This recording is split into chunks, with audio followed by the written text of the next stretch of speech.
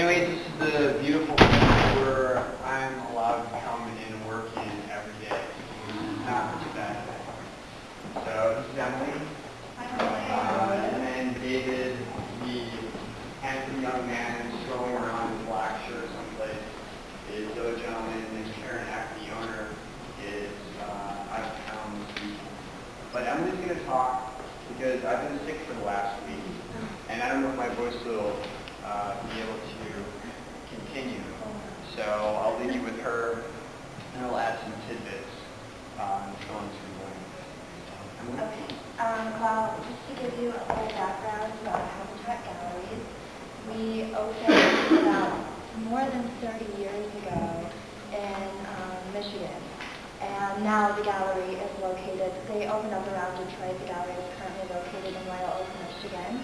There's also a Habatat in Boca Raton, Florida. And through that gallery, they opened up one in Tysons, Virginia, less than a year ago. So we're sort of all spread out. We're separate entities, but we all work together on a certain level and do represent some of the same artists, some different artists. So that keeps us separate in that way as well. And Habatat here, actually, we celebrated our 10-year anniversary this past November. And that was just around during SOFA Chicago, which was very exciting for us. And during that time as well, we expanded our gallery space about 1,000 square feet, which you'll see when you venture to the back. A couple artists I think I'll talk to you about. We'll begin here. This is Oben Ablett. He is a very young, very talented glass artist from San Francisco, California. He's 26 years old. And he does these amazing mold-blown figures. And what you're seeing here, the subject matter he really tends to work with are a lot of homeless people that live around his apartment in San Francisco. He lives near Market Street and a huge park, and he passes these people every day and has studied them and sketched them. And he will do series, Market Street series. And so you're seeing a pretty intense, powerful subject that he's portraying and really capturing these emotions. You'll never see the same sculpture from him, though. He uses this lost wax casting technique, so when he melts the wax out of the mold so that he can blow into it, so no figure will ever be the same. He also tends to work and do friends of his, people he knows. There's a hip-hop artist in San Francisco, the subject that he's worked with a couple of times, as well as a couple of friends of his, but mainly work with homeless figures around his home. So he's definitely an artist to keep in mind and keep an eye out for, because he's definitely going places. He's very talented. And moving on, we have over here Mr. Clifford Rainey.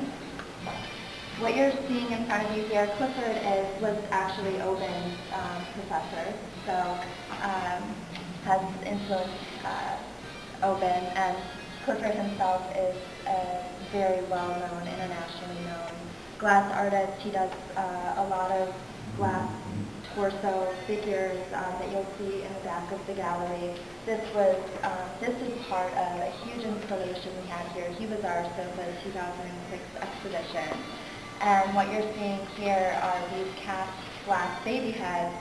The way they were originally displayed was this entire wall was filled with 100 surgical trays from Thailand. And there were 100 baby heads on these surgical trays. The title of the piece was Genomics. And each baby head has a barcode on the back of its head. So it really made quite the statement. And Clifford tends to do repetitive works like that. We've had pieces in the gallery prior to the installation that had multiple heads in a row, not nearly as much as we had seen in the past in SOFA, but this was another way we decided to display the work, just to give a different perspective on the piece. And we actually contacted Clifford and mentioned that some people were uncomfortable with the surgical tray. And so what he did was he thought about it for some time and consulted his significant other, and they came up with a solution. So we think that it works very wonderfully. It's been successful in putting smaller installations of these heads in people's homes. But the funny thing is, I don't know if did you mention that they're all the same casting?